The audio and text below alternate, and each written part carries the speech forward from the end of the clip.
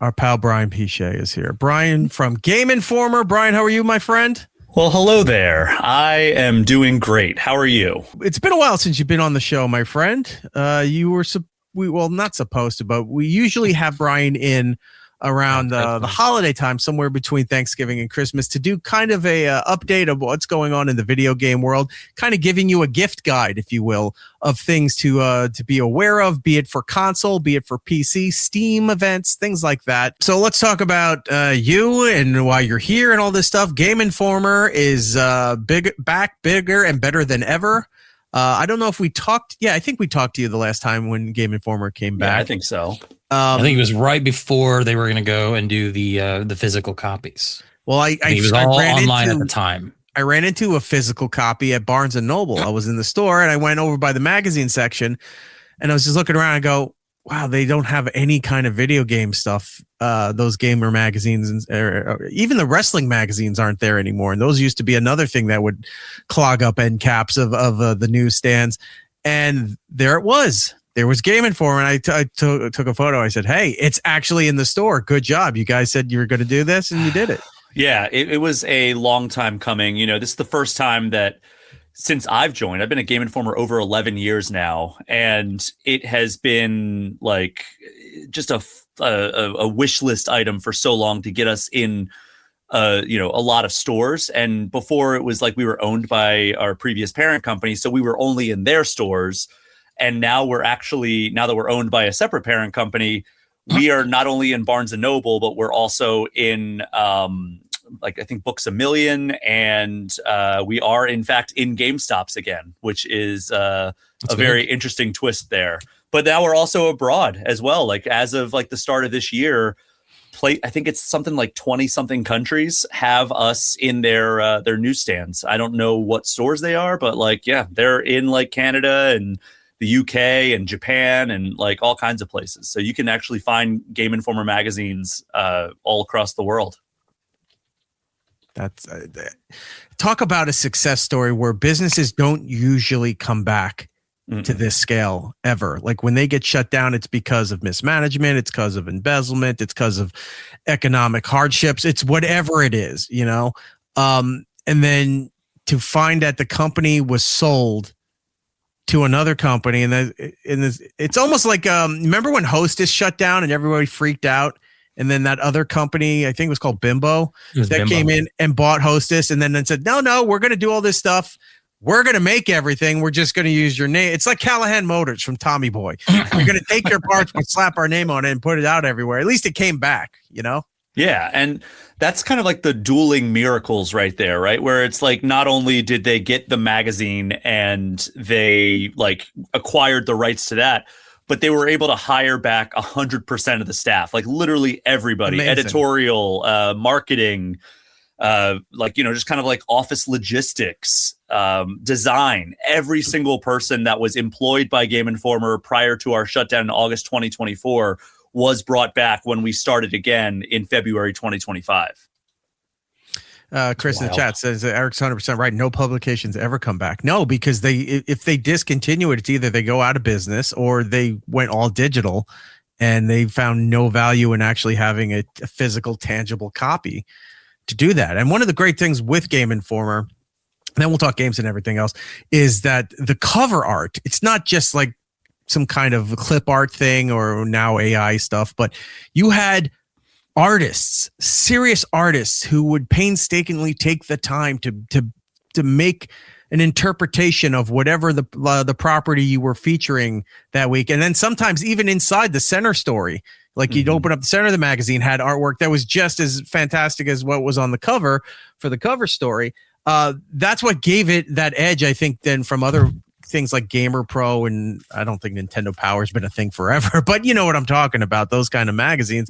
To have the Game Informer thing, it was a work of art. And a couple of the things I still have, like when you guys did the BioShock artwork, and there you go. Yeah, so this is our World of Warcraft Midnight issue, and you can see like it is art provided by Blizzard, like actual Blizzard artists sat down and made this. And then you do open it, you're right, like you open it into other like features, and they are very intentionally designed. Like this is an issue that I actually had a lot of stuff in, And I'm extremely happy with how the designers laid them out. So this is a big piece that I wrote on kind of the history and evolution of the Souls-like genre.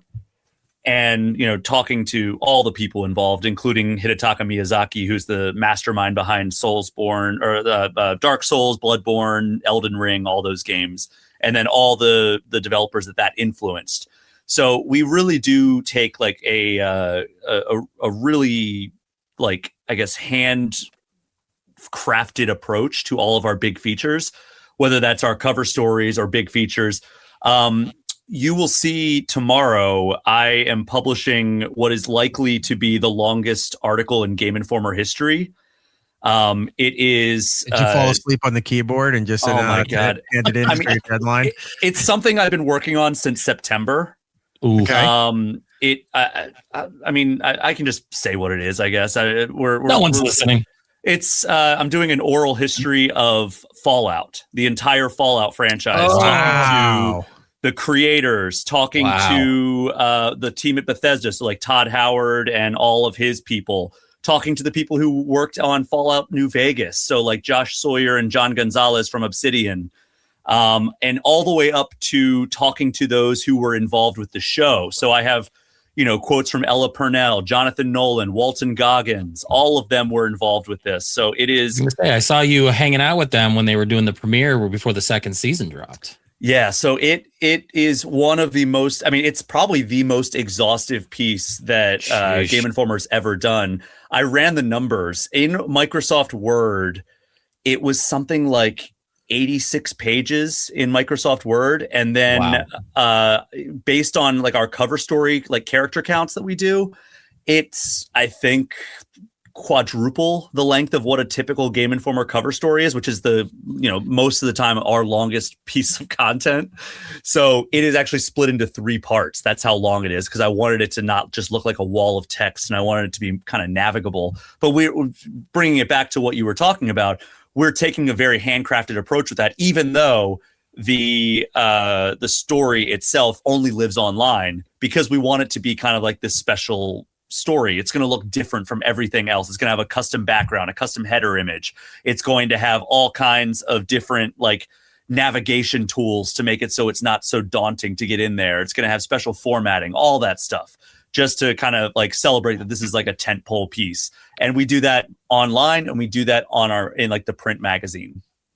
Now, was that specifically timed to come after the Nintendo Direct announcing Fallout 4 Anniversary Edition, or is that it just timing wise just worked out? I think they timed that to the fact that the Fallout TV series, the second season just ended, which is what I was timing it to.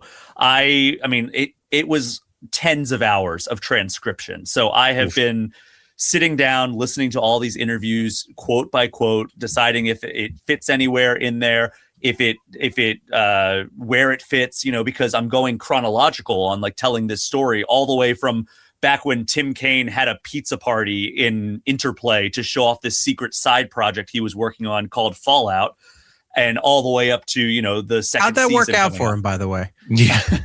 Well, he got to work on the first 1.5 games of the series before he left Interplay, and then, they canceled their version of Fallout 3 and sold it to Bethesda. So it worked out pretty well for him. He's back at Obsidian now, working on games like The Outer Worlds, which it's funny because there's so much Fallout DNA in that studio, and then here he comes joining that studio that has so many people who've worked on like Fallout games past. But yeah, it's so funny how like they've all kind of come back together in a different studio, because Interplay was having a lot of problems back then. That's crazy. And now we look at Bethesda, and it's crazy to chart the path over the last 30 years of this franchise, where it started off as a kind of like a secret side project of this one programmer building a sprite engine back in 1994 and being like, all right, well, I'm not allowed to ask anybody to help me out with this project because everybody else is assigned. So I'm just going to have a pizza party after work hours and say, come check out this engine I've been building in my spare time.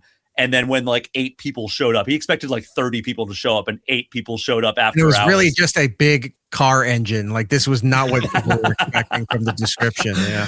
Well, he took that and he was like, well, these are the go-getters at the company. So he recruited all of them to like just brainstorm with him. And that's how Fallout was born. And then tracing that from that moment all the way up to where we're at now, where it has, 2 seasons of an award-winning live action show starring these Hollywood actors.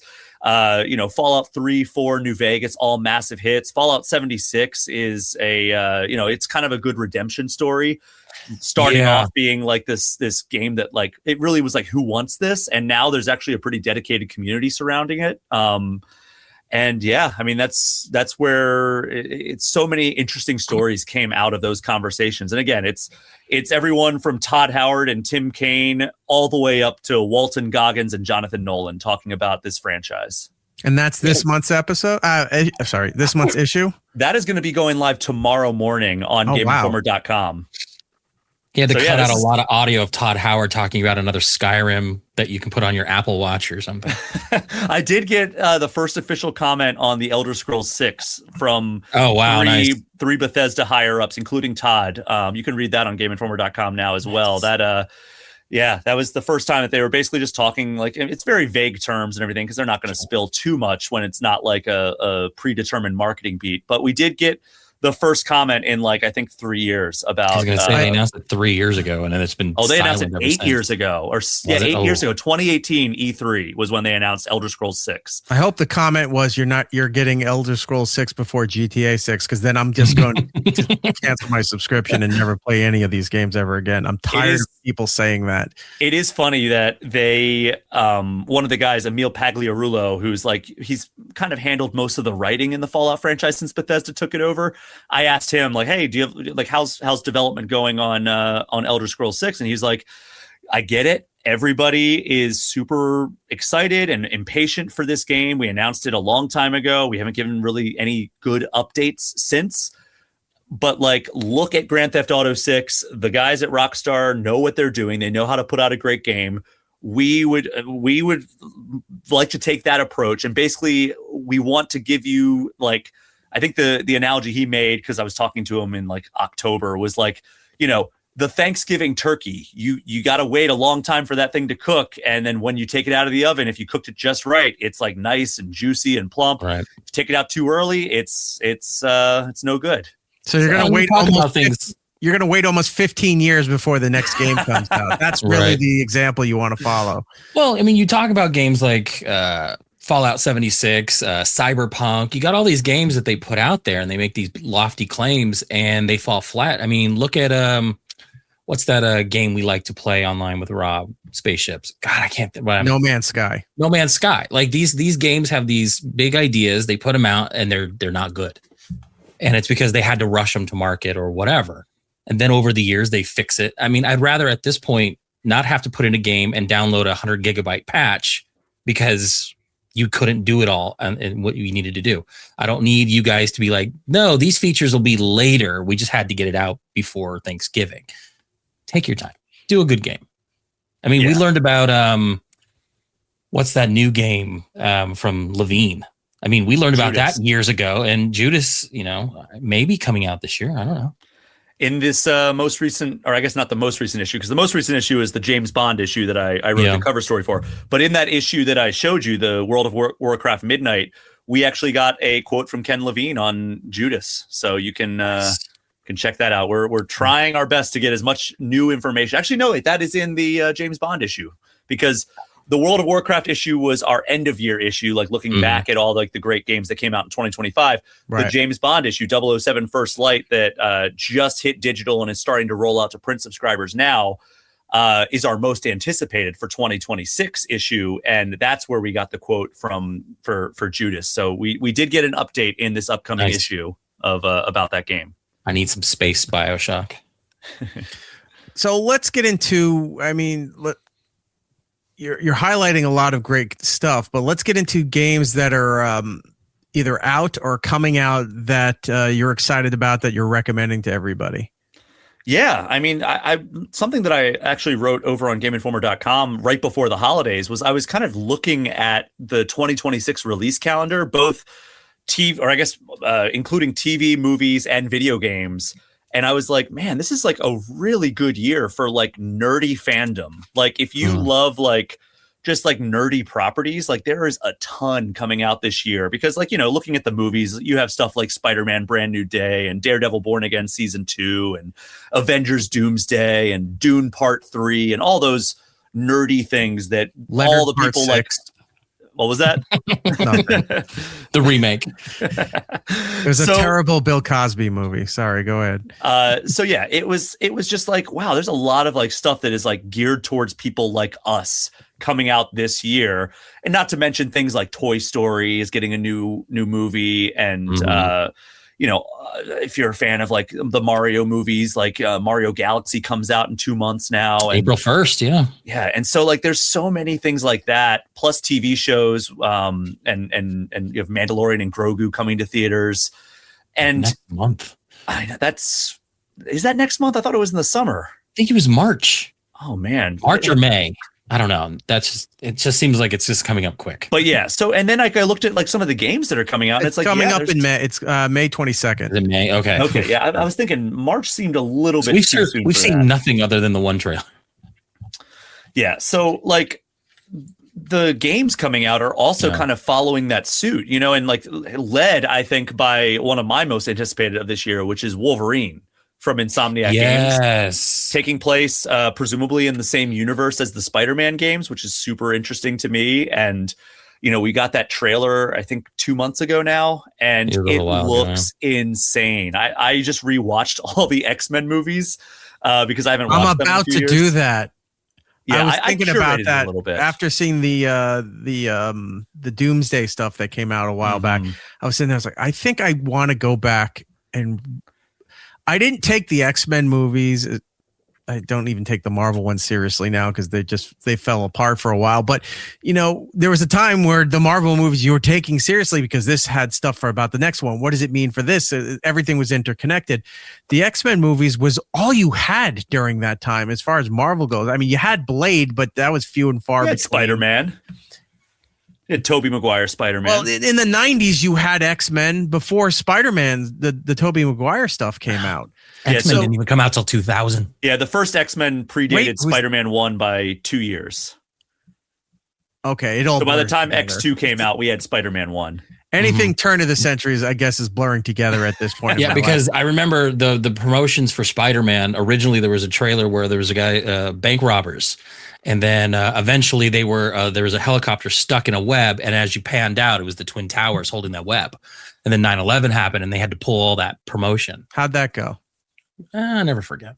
Okay. Well, anyway, so yeah, the X-Men movies, I enjoy watching them because they're fun, they're goofy. Yeah, there's issues, but you didn't hyper focus on the issues for a lot of that stuff, other than people bitching that Wolverine never wore the yellow suit. Other than that, I didn't pay attention to a lot of that shit until we got to Armageddon. And I was just Apocalypse, when I was like, wow, this is bad. And the Sentinels didn't look exactly like they were supposed to be. And Days of Future Past is very good. So what the route that I took was I took it because this was my first time watching it with my fiance. She'd never seen the X-Men movies, and I was like, well, you should probably watch this before Doomsday comes out at the end of this year. And so we just watched it, but I was like, we're not watching X-Men Origin Wolverine. No, we're not going to watch Apocalypse, and we're not going to watch Dark Phoenix. You had to watch X-Men 3 because that kind of has some stuff for like the future of like. What about that? What about Wolverine when he went to Japan? Yeah, I like that one, but it has to be the unedited version because that was bloodier.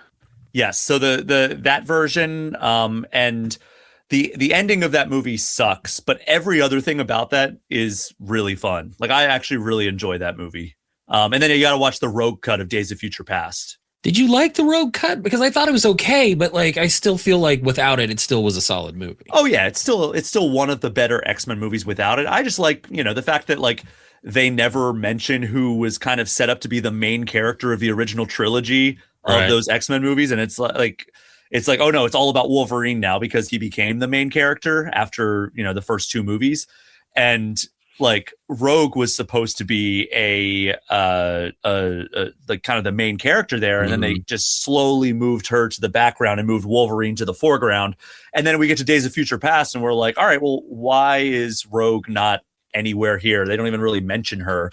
Or how does Kitty Pryde send his soul back to the 70s, like, or the 80s? Like you needed, Rogue needing to be in that movie made sense. I don't know. I think it was just fine without it. Well, because Rogue was nice not Rogue. Like they completely changed her demeanor, her accent, everything had nothing to do with Rogue being Rogue. So people didn't care. Wolverine at least was Wolverine. The only thing he just didn't have the yellow outfit. Everything else was on point. So that's why they moved him to the front. It's like, oh, look at him. Ignore everything in the back. Just look at him though. Yeah, I do. Did you see Xavier's in the wheelchair? Great. Don't look back there. Don't look at Xavier. I do love that they gave like the comic accurate Wolverine in Deadpool and Wolverine when he was like going through the multiverse trying to find his Wolverine that he wanted, and the short one in the bar, the little tiny guy. That was a great gag. By the way, that teaser that we got for when they were doing the 4 teasers before the movies for Doomsday, I'm tired of fucking Xavier's mansion blowing up all the time. I'm tired. This is probably the last time. It's just, it's one of those properties where that the setting, the building, whatever, is almost as big a character as the people who are the characters in the movie. That mansion is its own character, and you constantly are fucking it up. It's like, oh, how are we going to blow it up this time? Well, the Juggernaut's going to run through here, and then this is going to. It's like, stop ruining this place. There's plenty of other things in this world to destroy. We can avoid upstate New York for a little while. Just get out of Westchester and let's find some other places to blow up. There's nothing going on in Pennsylvania. Let's go take off those Shady Maples in Amish country. Let's fuck around there for a little while. Yeah, I mean, I had a lot of fun rewatching them. Like I also last year did a rewatch of the DCEU, the Zack Snyder DC movies. Did not have as much fun watching those. No, it's just depressing. Yeah, and I went into this X-Men rewatch thinking like, okay, I'm going to have a similar experience. It's just going to be like, this one. All right, I guess we'll watch it. But no, I was actually like thoroughly enjoying watching it all the way through. And like, I don't know, as long as you curate it just a little bit, I think that it is well worth the watch before Doomsday. I still get a little bummed out about X3 kind of falling into like taking internet memes and putting it in the movie because they thought it was funny, or killing off characters because they wanted to go work on Superman, or doing all the, like, some of the creative differences bummed me out. I think X2 is probably my favorite, other than Days of Future Past, probably my favorite. I probably not even just X-Men movie, just comic book movie altogether. I think that one was a solid movie. It really was. One of my favorites. Yeah, and it's just a reminder that like Peter Dinklage is amazing in everything he's in. He's also was he Boulevard Trask? Yeah, he was Boulevard Trask. Yeah. I mean, and I don't know if you watched the most recent season of Dexter, the Dexter Resurrection. Oh, I haven't watched it yet. He is incredible in that as like the kind of the main antagonist. He's good in the Toxic Avenger remake that they just I haven't seen it. I think it's on Peacock. It might be on Peacock now. All right, well, I guess I'll never see it then. You're right. All right, moving past the X-Men stuff here and back into the games, because we have people like Giddles is in here. It's like, what games are you looking forward to most in 2026? What games are out there that we should be paying attention to? So recently there's been like, it's been like a really fast-paced first month of this year, like, but it's not like the big heavy hitters the way we're seeing in February and March. January was all about like a lot of like smaller indie games, I think. And we got I'm just looking at like our schedule here. We got, I'll tell you one, Phasmophobia, favorite of mine, new game. Well, it came out in 2020, but gave out its roadmap for 2026 that's leading up to their official end of early access, their 1.0 release. So I mean, look, when you play a game early access, you think, oh great, by the end of the year. No, that was the pandemic had just started a few months prior, and now we're finally getting to maybe the first finished version of the game. It is some of those early access games just take forever to get to 1.0. We saw a very quick turnaround with Hades 2 last year, where I think Hades 2 was only in early access for like a year. And then we have games like, Star Citizen. I don't even know what to say about that anymore, where I think that's been in development, but like playable for like 14, 15 years at this point. Mm-hmm. And then, Valheim, I think, is finally going 1.0, and that was huge back in 2021. And now it's like, oh yeah, that still hasn't hit 1.0, and they just announced it's coming to console. And it's like, it's crazy how long some of the early access phases are. I mean, Baldur's Gate 3 was in early access for a decently long time, and then that came out and it was actually a Game of the Year winner. So sometimes it pays off. Other times I think that it ends up being like, because they have thousands upon thousands of people giving them feedback, it becomes kind of a curse of like, all right, which car do we want to chase in order to make this game the game that the fans want? And it's really like, I think they have a hard time sifting through a lot of that feedback, because it's hard to like sort through that white noise, So just trying to think of what came out recently that I've been like eyeballing. Like, I think High Guard is on my list. I know that just released within the last week or so. That's one of those Overwatch clones I think everybody's doing now. The only thing that's really getting me on that is I think it's the old Titanfall devs.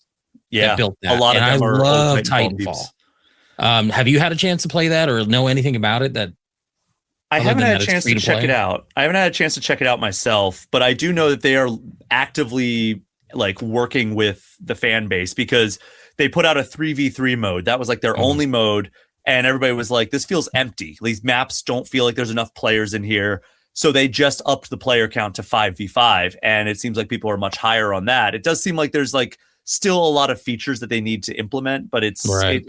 I don't know. It seems like people were ready to dismiss it. And those who are actually giving it a shot are like, it's pretty fun. It still needs some work, but it's overall like good core concepts. One game that you shouldn't play, from what I hear, is Code Vein 2, which is like a Souls-like game. It's one of our lowest scoring reviews in a while. So you say that's like a week old, and that's sad. Yeah. What's wrong with it? It's just apparently offensive to the senses. It's just like a really like kind of abrasive art style. The gameplay just feels really monotonous and boring, which is not what you want for a high octane action game like this is supposed to be.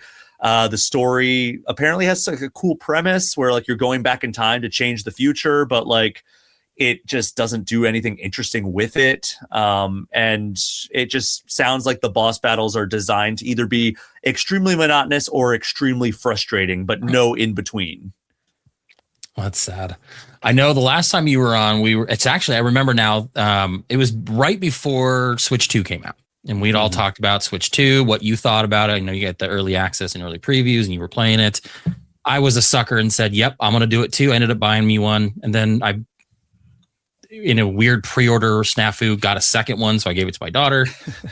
I love Final Fantasy. I have all the other stuff. I know Intergrade just came out. And I think you did the review on the second one coming out soon. How does it play on the Switch 2 for on the go? Because I'm kind of eyeballing getting it again just so I can have a portable version of the first part of Final Fantasy. So haven't played Rebirth yet because they just announced that today is coming to Switch 2 in June. But Remake Intergrade came out, I think, 2 or 3 weeks ago on Switch 2. It's a 2020 game originally, but they finally are bringing it to Xbox and Xbox and Switch this year. And it runs remarkably well. You know, the thing about Switch 2 ports is there's, especially when the Switch 1 was the flagship system for Nintendo, there were a lot of games coming over that just were like, okay, it's cool that this is on here, but this is objectively the worst way to play this game. Mortal Kombat 10. Yeah, all the modern Mortal Kombat games are terrible. Boy, it is called shit. Well, Mortal Kombat 1 is the real terrible one. Mortal Kombat 10 that's right. Mortal Kombat 1. It's still the worst way to play that game. Mortal Kombat 1 was an objectively bad port. Like it was just like bad. It was like Mr. Potato Head graphics. Like the faces looked like Mr. Potato. You had eyes, face, and you kind of knew it was Kung Lao because he had a hat, but that was it. But yeah, they've had a lot of like really good ports on Switch 2. You know, Star Wars Outlaws was a surprisingly good port. Yeah. And Final Fantasy VII Remake Intergrade is actually a shockingly good port, and it runs extremely well. You'll notice a little bit of like a little bit less texture resolution when you're playing when compared to like something on like PS5, but that's to be expected. Yeah. And so it really gave me a high degree of confidence that Final Fantasy VII Rebirth, which is coming in June, will run well. But yeah, I mean, both of those games are fantastic. Remake, Intergrade, which is the first part. Right. Intergrade is just kind of like the revamped version of it. Like it's like the upgraded version that has like 1.5. Yeah, it has like an extra chapter. Yeah, it has the intermission episode, which is like a DLC thing that they put out back in like 2021 or 2022 that stars Yuffie, who's one of the main characters of Rebirth. So yeah, this is like the enhanced edition of the game that came out in 2020, and it runs pretty well from what I've seen. Is that in handheld mode or is that docked? Because I know there's usually a difference, but I'm playing mainly handheld when it comes to my Switch. I think it runs pretty well on both. Yeah, I think it runs pretty well on both handheld and docked. But Rebirth is going to be a real test because they nailed Remake in terms of making it run well on Switch 2. Rebirth is more of an open game. Like those environments are so much bigger. Whereas like in Remake, you are in Midgar the entire time pretty much. Yeah. And so those kind of like environments are a lot more like hallway focused. They're a lot more narrow, a lot more linear. Rebirth is all about like open area exploration. You're gonna see a lot of environments just popping in as it comes in. I hope not. I really hope not, because it's such a fun game. Like I actually prefer Rebirth. I think a lot of people prefer Remake, but Rebirth was the exact kind of like open world experience that I wanted. And I had a blast exploring pretty much every single one of those biomes, almost to 100%. I love that we're getting multiple remakes and redos and console releases for the first two, and we haven't even gotten the third part yet. Yeah, like, and come on, finish it up. But I mean, hey, basically what that is Square Enix admitting that these console exclusivity deals that they booked with PlayStation were not paying off, because you've seen them come out in the time since like 2020 saying, all right, we're not going to do as many like exclusive games, and we're going to start bringing some of these Final Fantasy games that were exclusive to PlayStation to other platforms. So that's why you're seeing Final Fantasy VII Remake on both Xbox and Switch now. And then Final Fantasy 16 is also coming to Xbox, which was previously it was only on PlayStation as far as consoles. I think it's also on PC, but like no other consoles. Are we heading into a time where these exclusive things just aren't? I know that you say that one didn't pay off, but like, all of them, eventually people are just going to get so annoyed or frustrated. Just like, I'm not waiting. Like with GTA 6, you got like a year on PlayStation before it comes out for everything else. Everyone's been waiting for this game for like 15 years. And now you're saying, well, it's only on PlayStation. Yeah, that's going to help PlayStation, but that's a short-term gain with all of that stuff. I think that's going to piss off a lot of people or burn people on the franchise when you don't have these. Like, I get windows, like you have an exclusivity window, but to just be so long with it, I don't know if it's ever coming to Xbox or PC. Everything's moving PC nowadays, whether you like consoles or PCs, that's your preference. But the way the technology for consoles are going, they're becoming more and more PC-like. Well, as a console, but they're becoming more PC. The what? I said the next Xbox rumor is that it's going to be just a PC, really. Right. So, like having these exclusive properties because Sony has the license or Xbox has the license, that's one thing. But being like it's only ever coming out on this platform, are we heading into a time where that's not going to be profitable or make much financial sense anymore? I mean, it usually boils down to how much is the platform holder willing to pony up to make it so that it's only going to come to your console or come to your console first. Right. And I mean, in some cases, like you said, it is like Sony holds the license, like, which is why we have the Spider-Man games exclusively on PlayStation. I mean, they do come to PC later, but Sony has like the exclusive rights to Spider-Man, which is, why we have Sony Pictures making the Spider-Man movies. And, it took Marvel being like, hey, we want to be involved in this. We want to make you more money, because if Spider-Man's in the MCU, people are going to go see it. If you're trying to do Andrew Garfield off in his own little universe, it's not going to be nearly as profitable. So they had to kind of pitch it as like a win-win. So there may come a time where, maybe somebody goes to Sony and says, hey, you would make a lot more money on this Spider-Man game if you brought it to Xbox or even Switch. But I think they're doing just fine because like I feel like Spider-Man at this point is a reason that people buy a PlayStation because it's that popular of a game. Right.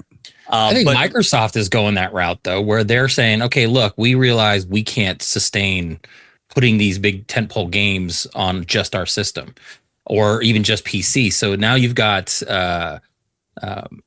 all these other games coming out simultaneously now for the PlayStation. What's that racing game that's coming?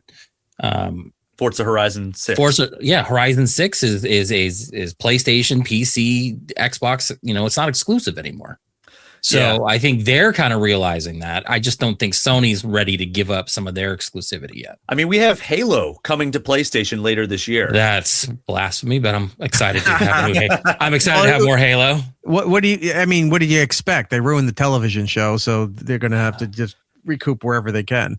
But to your point, Eric, it's actually not GTA 6 is not exclusive. It is for like the first year. No, it's console exclusive. It'll go to PC later. This is what they were saying. Yeah, so basically they're marketing it on PlayStation 5 Pro and basically saying that this is going to be like the definitive way to play it, but it is coming to Xbox the same day as PS5. All right, because then that's on me, because the advertising and the YouTube stuff I was seeing was that this was going to be a PlayStation launch, and then it was going to be a while before it even was available on PC, because it's not available day one for PC. And that kind of pissed me off. It's not coming to PC for a while. And I'll never play it then because I haven't gotten a console in a while because everything, I've upgraded my computer and parts and all that stuff. I can get almost everything I want through Steam and through other platforms, Epic, things like that, where I can get the games. I could get the Spider-Man platform. I've never had a PlayStation. I don't own a PlayStation, but I could buy the Spider-Man game and play it on my PC now. Because PlayStation made that deal. I will. I mean, it's on my wish list, but it's so good. Yeah. Well, what's great is that you can get the new Xbox handheld that runs Steam to play Spider-Man. So technically, you can get Spider-Man on an Xbox console. Kai Stick in the chat saying PlayStation generated over $1.5 billion in gross revenue for games sold on Steam, with approximately $1.2 billion in net revenue going on Sony after Valve's commission over 43 million copies. Yeah, it doesn't like the exclusivity stuff doesn't make sense to me anymore. But I mean, what do I know? Yeah, they've made a calculated decision to be like, we're going to greatly expand our audience by going on Steam. However, we're not going to give it to our chief rival. But they have put a couple of games on other systems. Sony published games. I'm seeing somebody in the chat talking about MLB The Show. Part of their agreement with MLB was them saying, like, MLB came to them basically and was like, hey, we love the work you're doing. Like, MLB The Show is consistently one of the highest reviewed sports games year after year. And for good reason. I think it's probably the most consistent sports franchise. And they even basically over Madden? Oh yeah, definitely. Oh yeah. The show is actually really fun. Madden has good years and it has bad years. But like it's very inconsistent, I've found. Okay. MLB The Show will introduce new features and they'll be kind of bare bones for the first year, but the rest of the package is so good that it compensates for it. And then a year or two later, then you get the true version of that mode that they introduce. But the thing is that MLB came to them and was like, hey, like, we love the work you're doing. We would love to renew our license agreement with you, but we don't love that we're only on PlayStation. We want to be on other systems. And that's why Sony publishes MLB The Show on Nintendo and Xbox, because MLB pressed the issue. I don't even like baseball, and it's one of my favorite games to play on any system. I actually had it for the PlayStation Vita, I think back in 20, was it cross saves and everything? That was great. Loved it, and I still love it. And now that I can get it on Game Pass, I don't have to, pay extra for it. But yeah, I still play it. I'll play it this year. Yeah, and then they also made another calculated decision with Lego Horizon Adventures, which is, based on the Horizon Zero Dawn IP, but it's like a Lego thing. So Sony looked at that and said, hey, like, we could put this on Switch. This is great for the Nintendo audience. And sure enough, they did. And I don't know how it sold, but I'm sure it did better than if they didn't put it on Switch. It's amazing how many properties put out their games and then go, hey, we can make a Lego version of this. And it's a whole other revenue stream that comes in, and it does just as well by having the Lego version. I mean, you see it with Fortnite. You can play all the different versions of Fortnite, but you're you're winning. Like you're getting achievements for the Lego version, which I'm not playing, but it's like, oh, there's a Lego version for that. Steam keeps having sales. They just had a Warner Brothers sale where you could buy the entire franchise of Lord of the Rings for the Legos, Harry Potter for the Legos, Scooby-Doo for the like everything's Lego, and it does just as well as the adult version, I guess, or the real life version. And to steer this back to like the broader conversation that we're having here of games that we're really excited about in 2026, Lego Batman Legacy of the Dark Knight. I don't know how familiar you are with this. Yes. This is super exciting to me because I had given up on the Lego games, and then Lego Star Wars The Skywalker Saga came out, and it just revamped the entire formula, right? It was the camera swung down, so it was like kind of like a third-person shooter style. They revamped all the graphics. It all runs so much better, and it looks so much better, and it plays so much better. So I was like, okay, maybe I'm back into Lego games. And then it's been a while since we've gotten one. Mm-hmm. And then last year at Summer Game Fest, I think it was, they announced Lego Batman, The Legacy of the Dark Knight. And all it is a story, but they're borrowing elements from the different Batman media. So like animated, live action movies, Arkham Asylum, all those games. They're borrowing scenes and elements from that, including characters. So like you will see like, I'm like Heath Ledger Joker, and you'll see like Danny DeVito Penguin, and like different characters from different eras of Batman appearing in their Lego forms and either recreating these iconic scenes or interacting in ways that you've never seen them interact before. So like that's a super exciting prospect, and I think that's going to be incredible. Yeah, that one's going to be good. I actually saw someone complaining about it the other day, just broadly, because I guess they put out the specs for the PC to run it. And they're like, how is this Lego game needing like the most advanced PC to run it? I'm just like, I'm excited. I can't wait for this. Yeah, it looks really, really cool. Mm-hmm. So this month we have quite a few games coming out at the end of this month. And I think the top one is probably Resident Evil Requiem. That game, dual protagonist. One side of it seems like it's going to be pretty stealthy and like, survival horror. The other side is straight up action shooting. So like, no matter what side of like the Resident Evil coin, whether you like kind of like the early days where it was kind of more survival horror or more of like the action stuff like you got in 4, 5, and well, nobody really liked 6, but 4 and 5. 7's good. 7's good, yeah. So it's kind of like the convergence of all of those where you're playing, I believe, as Grace Ashcroft in like these survival horror segments where you're kind of a little bit more helpless. And then you play as Leon Kennedy, who's like kind of the action star alongside some of the other characters in Resident Evil. And that's more like shooting and combat focused. So it's kind of like you're taking turns bouncing back and forth between these two styles that have come to define Resident Evil. And Requiem is looking super, super promising. Look, I'm just happy I'm getting more amiibos to buy and never use. Oh, right. Yeah. Capcom's all in on the amiibos now. They really are. Because they're also doing it for Pragmata, which is their other big game this first half of the year. They did stuff for the, I think they did, when the Switch 2 released, they did a lot of the Street Fighter ones. I was like, oh my God. And then I saw the prices and I was like, I can't do this. Do the amiibos work on the Switch 2? They do. Yeah. Okay, so the old ones you have will okay. Oh yeah. In fact, I just bought. They had a sale around Christmas, so I bought all the Zelda ones that I'd never got my hands on. Yeah, and they were like super cheap. They were like $10 each. I was like, I'm not spending 25. So yeah. Yeah, that so they'll like just sit on the shelf. Resident Evil Requiem is getting some amiibos. Street Fighter 6 got some amiibos when it came out on Switch 2, and then Pragmata, which is the other big Capcom game, which by the way also looks super cool. That's coming out April 24th. And basically, like you're up on the moon in like this lunar base, and you hear a distress call, so you go to check it out, and you like it turns out that like this base is on like some sort of high alert, and it detects you, even though you're there to help. You're part of like the rescue crew. It detects you as like part of the like a foreign invader basically, and it sends its AI enemies at you. Like its security system activates on you. And you start off and you're trying to shoot these enemies, and like they have like really thick armor. So you have to, you find this like little girl who's an android, and she joins you, and the combat starts playing out where you hold the left trigger to pull out your gun. You're aiming at this enemy that's walking slowly towards you. It's like a robot walking slowly towards you, and a hacking interface comes up, and you use the face buttons to navigate through basically kind of like a little bit of a maze in real time. It doesn't slow down time at all. So these enemies are coming at you while you're trying to hack them. So you're playing mini games within the game so you don't die. Yeah, and That's basically you are pressed for time because they're coming at you. Sometimes they're coming at you from all angles. There was one encounter that I played. There's a demo that came out today, and I was checking it out. And there's one encounter where there's two robots walking slowly towards you, and then there's another like turret off in the distance who is constantly targeting you. So you're dashing while you're hacking the enemies, and you're trying to avoid getting targeted. You're trying to keep enough space between you and the robots that are walking towards you, all while you're doing this hacking mini game.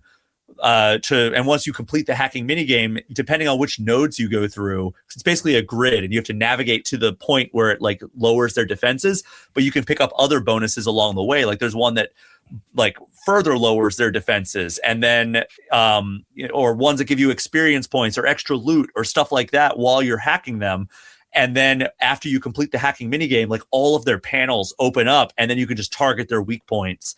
And that's like the most efficient way to take them down. And it's really an interesting twist on kind of like the tried and true, like, all right, I'm a manly space marine going up and bringing the biggest gun I've got to blow them to pieces. And instead, like you kind of feel like just like a normal guy in a spacesuit, like trying to take down these enemies, but you have this companion that can make the job a little bit easier. And then on top of that, there's this cool interplay between shooting and hacking that really keeps the experience fresh from all the time that I've put into the game so far. That sounds interesting, because most of the time those are usually twist. Like like they'll pause the action, kind of like Final Fantasy, like, and you'd be like, okay, this is what you got to do. How are you going to do that? Yeah, I like that. That's cool. Yeah, you said the demo's out. The demo just hit all systems today. Okay, I'm going to download that. So tonight. Pragmata, it's called. Nice. What else do we have? Over on the Xbox side, we talked about it a little bit, Forza Horizon 6. So Forza Horizon 5 is my favorite racing video game of all time. I would take one in Mexico? Yeah, the one that it takes place in Mexico. Forza Horizon 3. I watched Jordan play that when it came out, and then he just stopped playing it out of nowhere. I liked 5, but I was actually a big fan of 4, which takes place in England. I loved 4. 4 was fine for me. I actually preferred 3, which took place in Australia. I thought that environment was so cool. It was such so many diverse biomes. All right, the Australian one, that was the one that had, or at least the Xbox version had the rewind if you made a mistake or something. Oh, they all have that now. Okay, yeah. No, but I think that was the first time I either played it or noticed it. That it had like, oh my God, I hit the guardrail and took out a telephone booth or something. I could hit the button, rewind, and then fix my race as I was going. Yeah, that's a cool feature that's fun if you're just playing single player. It's obviously not super available when you're playing online with other people. Right. But 6 is we don't know a ton about it, but we know it's going to Japan, and that is super exciting for me, as we already covered extensively on. Yes, we get it. You're obsessed with Japan. I had to rip off my pants when they did that pause shot of the car, and then you can see the Gundam leg come down and smash. Oh yeah, I was like, well, these are gone. Oh my God! If you're trying to race and there's Gundam and Kaijus just running amok. I don't know how much you've actually. That's what I was saying. Like, I don't know if you've ever really played too much, Eric. There's races in the game where you're like racing against Harrier jets.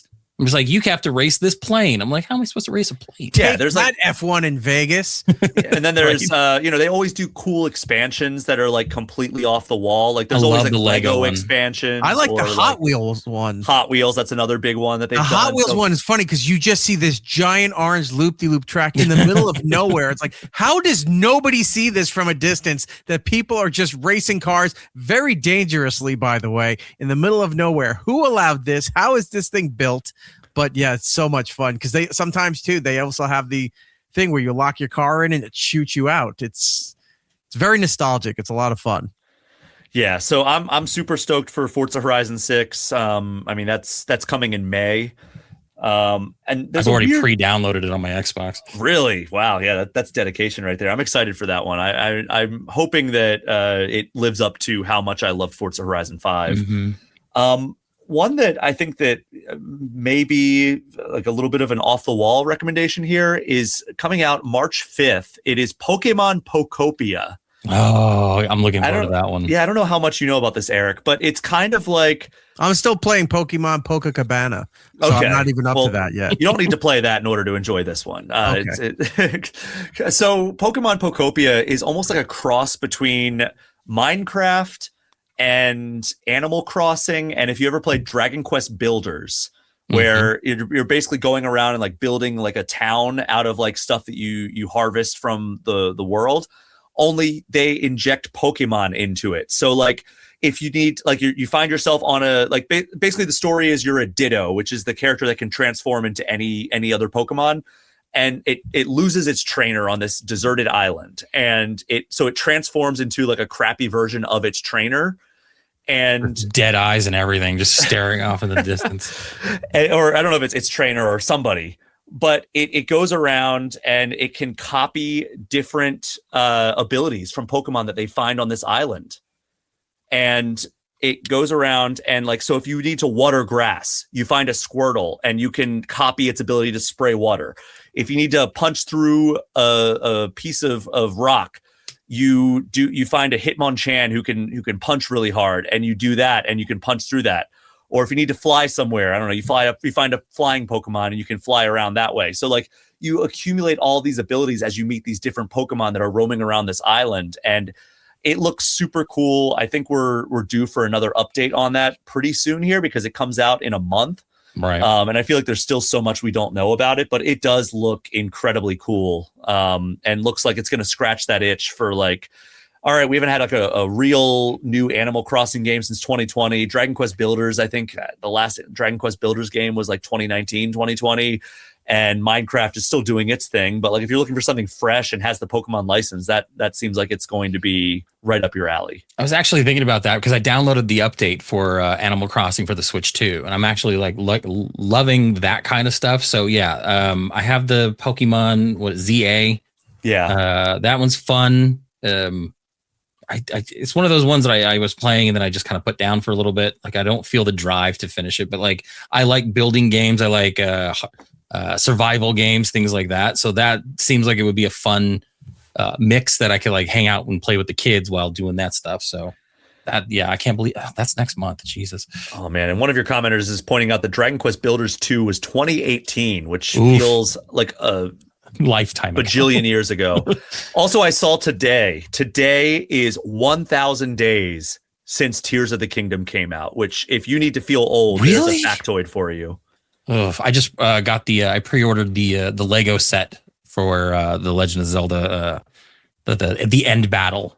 Oh, I'm yeah. Like, put more out there because I didn't buy any of the Pokemon ones because the one I wanted was $600. I'm not going to spend that kind of money. Oh my God. Yeah, that one's really cool looking, but like, yeah. Not unless more super chats come in.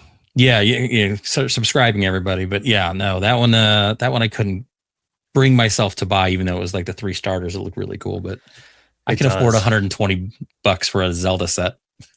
Yeah. So the other one that I wanted to talk about was a game I mentioned earlier that I did the cover story for our most recent issue of Game Informer, and that is 007 First Light.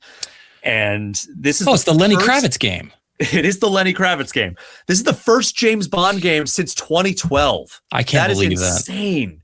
Because PlayStation 3 at this point? PlayStation 4?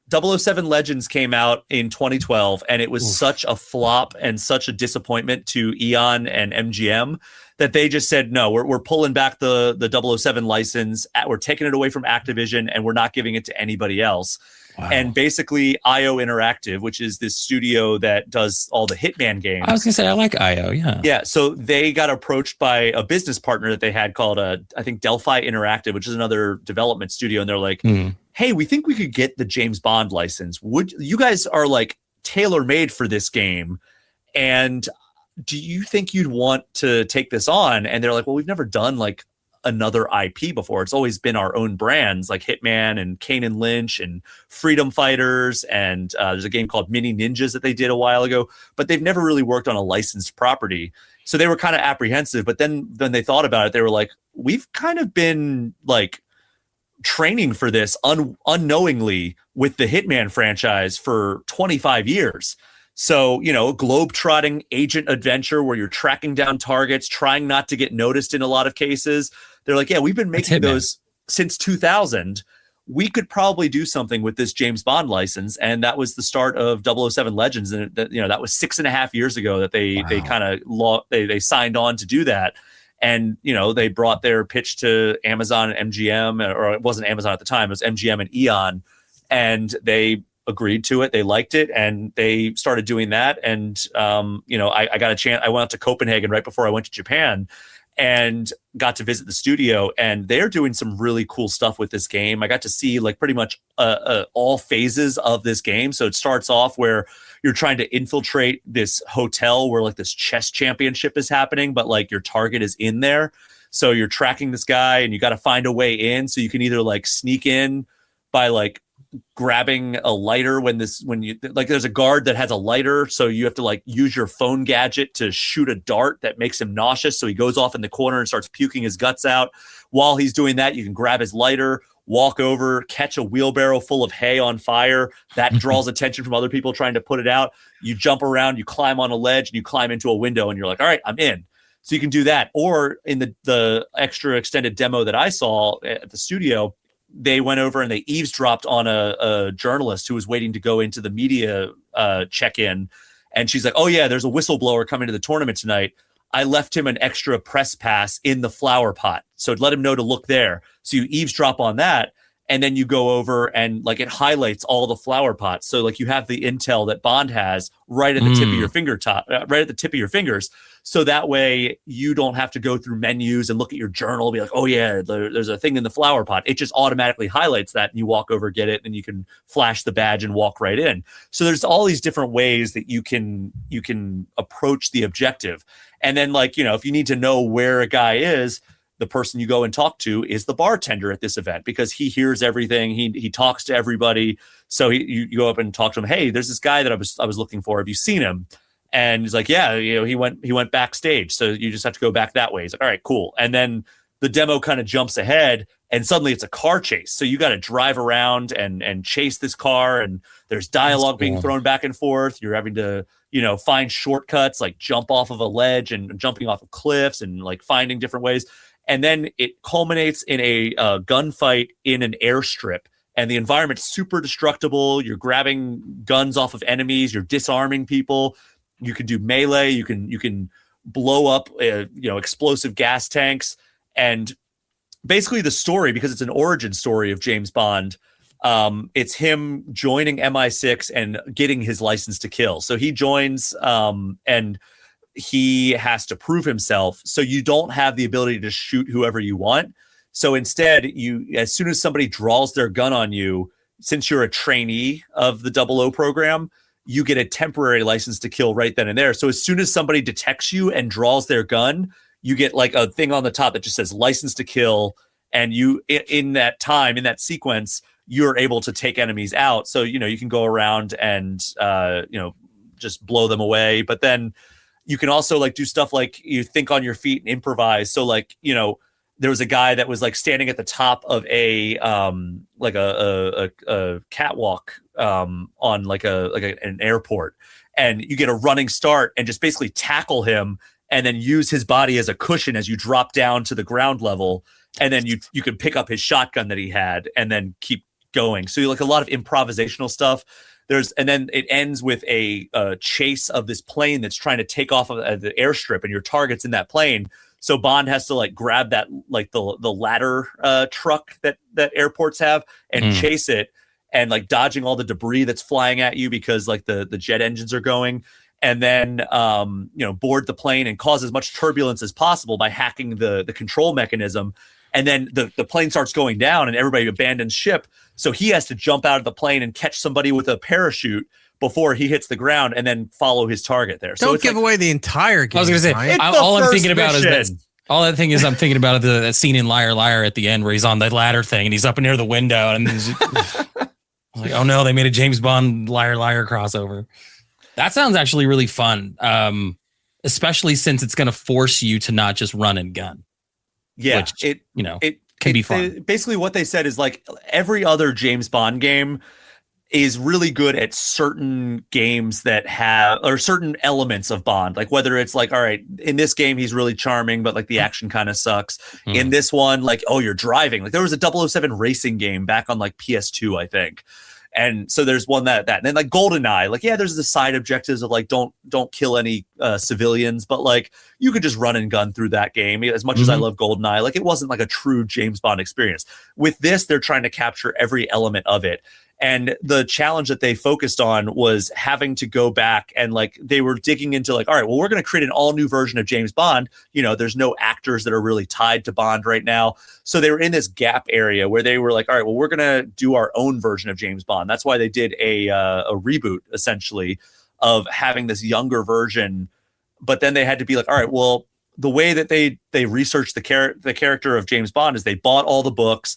They watched all the movies, they read the comics, and they were like, all right, well, what are the defining traits? And they drilled in. They were like, all right, the main takeaway was he's a man who's defined by his experience, and so he knows what to do in every situation because he's been in every situation. And then they're like, well, if we're doing a young version, what happens to that character when you strip away all those experiences? So they were like, all right, well, he still takes risks, but they're not as calculated. They're more like reckless because he's young and he thinks he can pull it off. He's thinking on his feet, but he doesn't exactly know where he's going to land when he jumps out of a plane. Whereas like an older version, like you see with like Sean Connery, he's thought 20 steps ahead of what he's doing. Do you come out of the lake with the decoy duck on your head? Is that in the game? You wear that around as like a fashion accessory, an unlockable achievement somewhere? I mean, it would make sense because Hitman is known for including rubber ducks in their games. So it would make sense that IO would have a rubber duck in there somewhere. But I mean, you were asking about, I think, like a decoy duck. But yeah, it would make sense because just walk into like an elegant party or something. He's still wearing the decoy. Hey, I worked my ass off to unlock that achievement. I'm wearing it the entire game. So yeah, basically they're looking at like, all right, he's a little bit more reckless. He is, he has all of the traits of Bond. So like, he has that coldness that James Bond has, but he also has all that charm.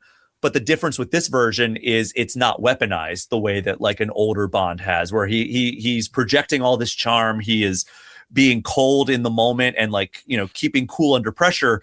But he doesn't realize that he's doing it. He's kind of a little bit more like reckless with that as well. So they had to kind of redefine the character based on reading all of the material, all the source material, watching all the source material, and finding what their younger version of Bond would be like. And he is a little bit more talkative because he's younger, but like he's still, in all the stuff that I've seen, he does give off all of those Bond traits that you've come to expect from the character.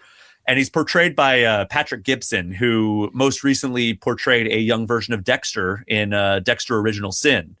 So he's used to playing younger versions of iconic characters. But they, in all the conversations I had with the developers, I talked to a lot of the leadership over at IO Interactive when I was on the ground there. Every time I mentioned him, they seemed like they were blown away by the performance this guy gave. That's cool. I actually wasn't like super sold on it because you're right. That last Bond game sucked. And like, I have such fond memories of playing GoldenEye that I don't think any really Bond games after have really been something I wanted to play.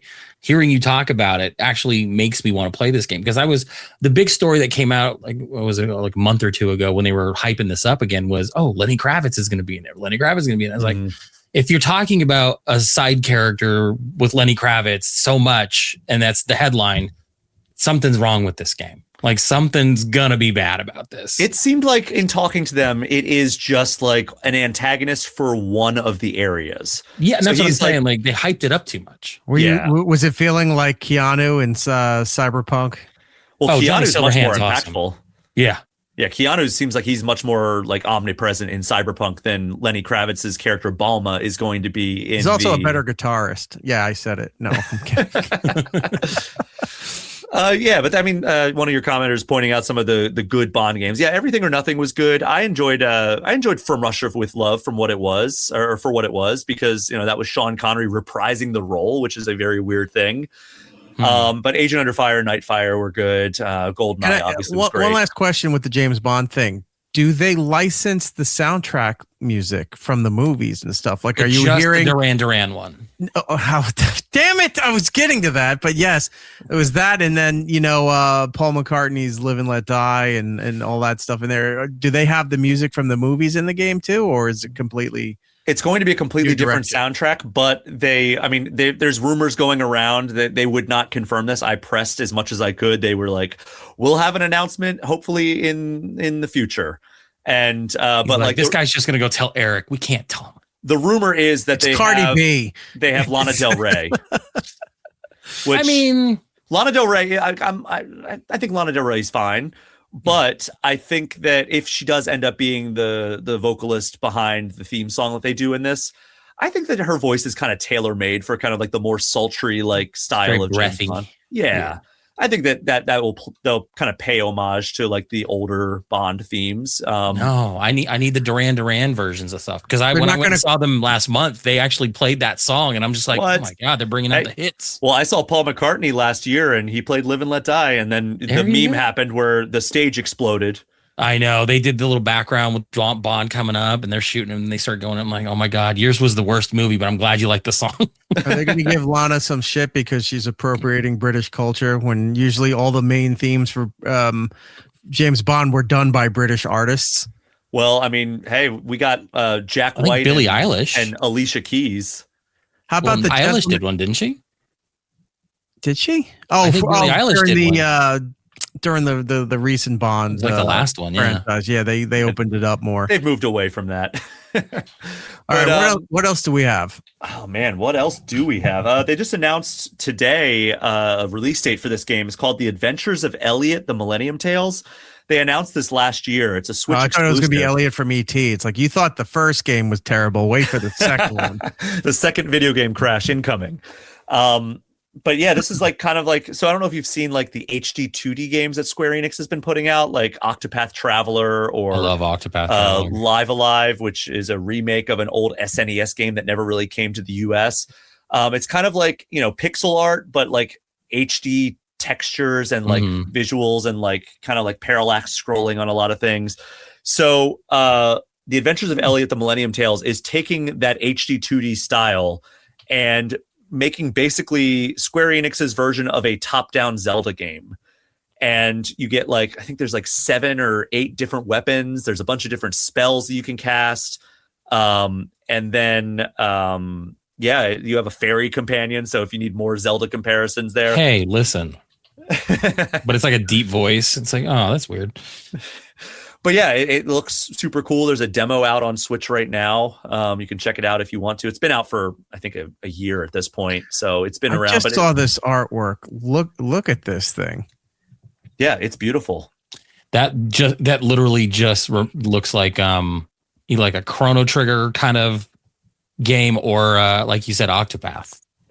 Well, it's the same studio that did Octopath. Oh, that's good. I haven't played the new one yet, but yes, I can't wait. It looks like start-stop animation.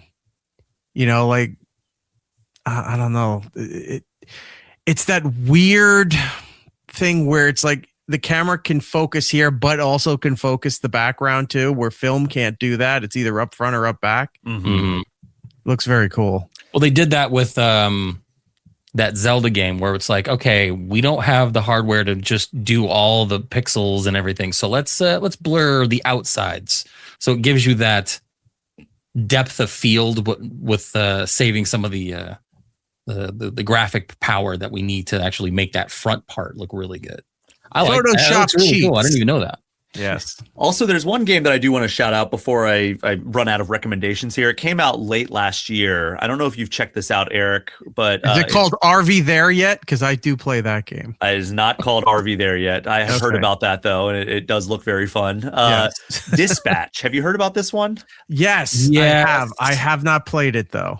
I was not excited for this game. Like the artwork where they're all peeing at the urinal. I was like, all right, this looks weird. This might be for me. So it's kind of in the style of the old Telltale games, but they've gotten rid of the animation annoying style. Story. Okay. That the Telltale games had, where it looked like just a bunch of like marionettes walking almost around like in the environment. And instead, it looks like a cartoon that you would watch on TV. Like it almost looks kind of like Invincible a little bit. I was going to say it looked like Invincible. When I saw all the dispatch stuff, I didn't realize it was a video game. I thought they were like advertising the newest season or something.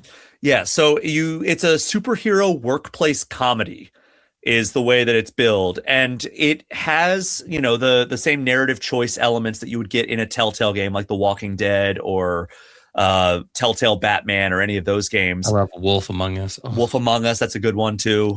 Sequel. So you go around and basically like you're like this universe. It's not licensed. It's not like Marvel or DC or anything, but you're like this universe's like Iron Man character where like you're a little guy who like goes around in a big mech and fights villains. And basically like at the beginning of the game, your mech gets destroyed but you still want to help out. So you're like, all right, well, I have no superpowers. What if I just worked for this agency that like in this world, people can pay a subscription service to this superhero agency. And if you have a problem, you can call them up. They're almost like the AAA of superheroes where you're like, hey, like somebody's robbing my restaurant. Can you send somebody out here? And they'll dispatch superheroes. So your character steps into the role of the dispatcher and you have a team of reformed supervillains at your disposal. And they're trying to reform them into heroes. And so like, you know, they have egos, they have like strengths and weaknesses, different powers. So there's a dispatch mini game that comes up. And at first I was like, man, is there a way I can skip this? Because I do not want to play this dispatch mini game. As soon as I got into it, I was like, oh, I love this. I would play an endless version of this if I could, because basically you have like 6 or 7 heroes that are at your disposal and you get a call like, hey, I'm over here. My cat's stuck in a tree. So you're like, all right, well, that's a 1 hero job. I'm going to send somebody who can fly to go get this cat out of a tree. Then it's like, hey, this supervillain who uses fire is attacking a bank. And so you have to be like, all right, well, I need somebody who's like, you know, not going to get burned and maybe somebody who uses water to attack him. So you have to send them and then they operate on cooldown. They can get injured on the job. So you have to be like cognizant of like, all right, this person's like out of commission for a little bit. I got to let them recover. And then like the whole time they're also, you know, reformed supervillains. So they have these egos and they don't want to go on certain things. Like if they think like one of the jobs is below them, they will refuse to go. And then you have to choose somebody else to take it on. And if you don't get to the jobs in time, the thing that happens passes and you don't get points for that. And, you know, you get strikes against you for that. So it's like kind of like real-time strategy with the heroes you have at your disposal. And you know, they all have like passive effects. And like, there's like one guy who's like basically like that universe's Superman, but he's going through a breakup. So he like, you're like, all right, we're going to put him on the team to get him back on his feet. But so like, he's like good at everything, but if for whatever reason he fails or he doesn't finish the job in time, he gets super depressed and he refuses to go on any calls. So like that's a team member down for like the near future. And it's a really great story. They do a thing that I am wishing that Marvel and DC would get back to, which is focusing on superheroes fighting crime instead of just it always being a world-ending threat. And there is like an overarching villain and everything, but like the core gameplay of this is you are dispatching superheroes to go fight street-level crime, and it feels so good to do that again because like I said, like it's even Spider-Man in the MCU is fighting multiversal threats and like people coming at him from other universes. And it's like, man, I remember when Spider-Man was just going around and like fighting one villain again that was going around and causing havoc in his neighborhood. Well, that's what the next one is. Yeah, apparently. Yeah, but we'll see. But yeah, it does what a lot of superhero media has just like completely neglected over the last like 5-6 years. Yeah, I've been seeing a lot of people really upset that the Nintendo version censored it a lot. So yeah, I think if I'm going to play it, I'm going to play it on another console or Steam or whatever. Because it is a mature game for sure. There is plenty of nudity, both male and female. So you got Eric on the male part. And so Nintendo did not want that on their system. So they any visual vulgarity, whether it is female, male, or even a middle finger, has a permanent black bar across it on the Switch version. Here's my I'd want to play the game if everything is just black barred, like you're not seeing most of the screen. I'm like, I think that's the version I want. You can't actually see anything. Yeah. My problem with that thinking is that they put Cyberpunk on there as a launch title for the Switch 2, which lets you put genitalia on your character. And I know because I bought it when it was like discounted on accident for $15 last month. And it's all there. So why can't you do that for nothing? Yeah, The way they pick and choose is really. It is very selective. From what I understand, it sounds like it might have been like a little bit of a compromise with like them getting prominent placement on the eShop. Like they didn't want, even though the eShop is just flooded with like hentai puzzle games and like anime girl like dating games. Yeah, exactly. Has Nintendo seen their eShop? But there's probably more to it as to why it's censored. But yeah, I thoroughly enjoyed it. It's one of my top 3 games of last year. And huge voice cast too. Lots of people. Aaron Paul, Jeffrey Wright, lots of like other like mainstay actors like Laura Bailey is in it. Travis Willingham. Yeah. So yeah, it's a great Matt Mercer. I love Mercer. Mercer's great in everything. He plays the main antagonist in this, and he's fantastic. He's great in everything. Wait, Matt Mercer from Upright Citizens Brigade? No, different guy. I think so. Yes. At this point, I think he's Matt Mercer from Critical Role. Critical Role plays Ganondorf in Tears of the Kingdom. Tears of the Kingdom. Okay. Yeah, he's in Overwatch. I mean, if you need a voice actor, Matthew Mercer is in it. He's like, Baker, and like he's just a staple in every video game you've ever played. And Giddles is asking about the Overwatch announcements, but yeah, there were a ton of Overwatch I have my thoughts on that one. Yeah. I mean, I think it's a step in the right direction. It's a little bit late, but yeah, like they're basically overhauling the entire game. They're starting over on Tuesday. They're taking away the 2. It's just going to be called Overwatch again. They're starting a new seasonal structure that's going to be more story focused. It's going to tell one continuous arc over the course of 6 seasons. There's going to be like story driven events in the game. There's going to be 8 new characters over the next year. No, 5 new characters on Tuesday, and then 5 additional throughout 2026. So there's going to be 10 new characters over the next year. Jeez. So they're going big. And I mean, I haven't played Overwatch in probably 4 years. I used to play. I played on lunch today. Is this a response to getting their ass kicked by Marvel Rivals? It probably is, honestly. Like, because Marvel Rivals really ate Overwatch's lunch, right? It took their whole concept and said, hey, let's put our bigger characters on there, and made it more enjoyable for everybody else. They were consistently releasing new characters, like it seemed like every week at this point. Yeah. So that's why Overwatch had to do that. I'm excited for the Overwatch overhaul. I will definitely jump in next week when it hits, because I'm a completely lapsed player. I reviewed Overwatch 2. I liked it well enough, right? Like Overwatch 1 got a 10 out of 10. It's a rare thing to get a 10 out of 10 from Game Informer. Overwatch 2 was still good, I think. I gave it an 8.75. But it's a downgrade for sure. And it's constantly evolving. It's like they'll take something that they think works and it doesn't work as well, so they overhaul it. And then they're doing a complete reset. They have one of the new characters out now for a play test up until Tuesday. That's why I got on today at lunch. I like her. She's going to be one of my favorite characters to play with. But yeah, it's wild that you would get like one new character every other season, and they were kind of piggybacking over what they wanted to do, and now you're getting 5 immediately. Yeah, and that's wild. I'm excited though. It's one of the few games I play with my kids, because my son and my daughter both are way into it. So like we're always playing Overwatch. Yeah, I put over 1,000 hours into Overwatch 1. I'm excited to have an excuse to jump back in.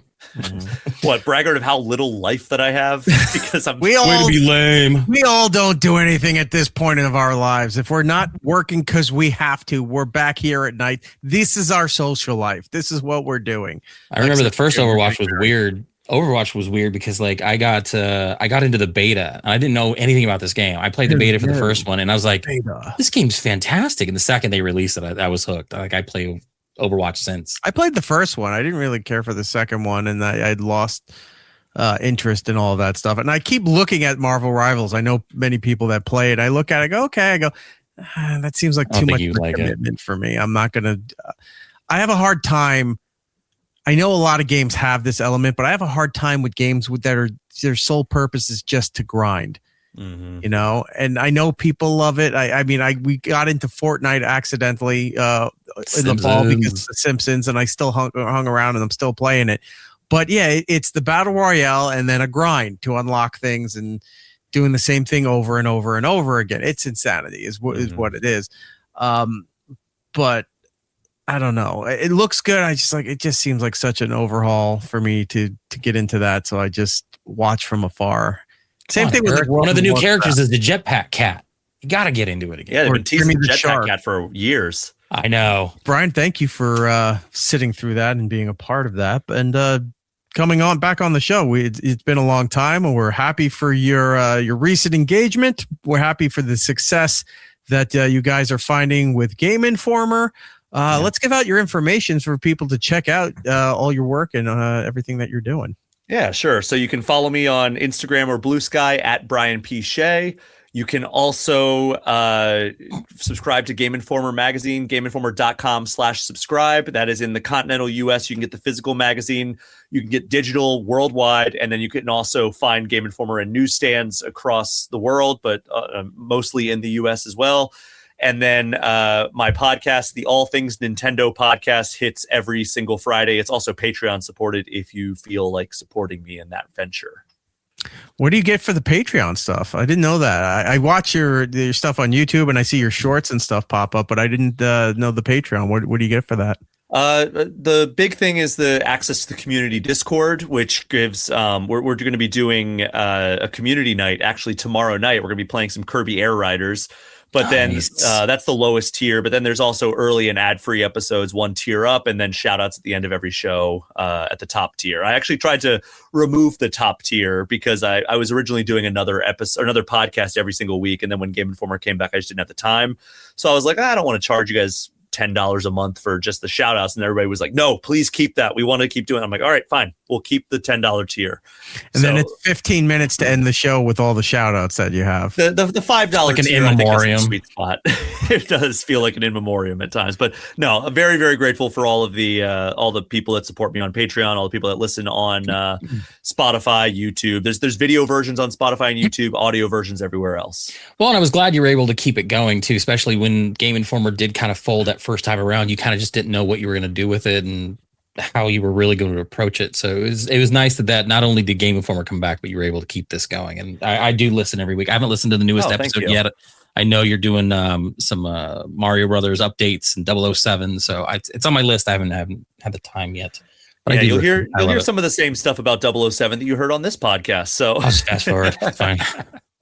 But yeah, we have a jam-packed episode coming tomorrow because there was that Nintendo Partner Direct today. That's today. We got the review of Dragon Quest VII Reimagined, and then had my coworker on to talk about. He went to New York, I think last week, and got to play a bunch of the upcoming Nintendo Switch 2 games. So he's giving his impressions on all those. So lots of stuff. Yeah, I'm going to need to know how they were able to put Indiana Jones on the actual game cart when I keep being told that game keys are the way to go. Like, yeah, I don't know what magic did this company put into that. So well, yes, I think Cyberpunk is also on the cartridge itself. So like it's doable. Some of them just know wizardry, I'm convinced. Like, how does Tears of the Kingdom run on a Switch 1? I will never understand that. They just cut out a lot of the levels in the middle, so you just go from the beginning to the ending, and that's just on you to figure out how. Okay, that makes more sense then. Yeah, they got to save room on those things. You have to download half the game. All right, Brian, thank you very much, my friend. We will see you hopefully soon with more gamer updates, and all the best to you, my pal. Hey, thanks so much for having me. Quick, before you go, what's up?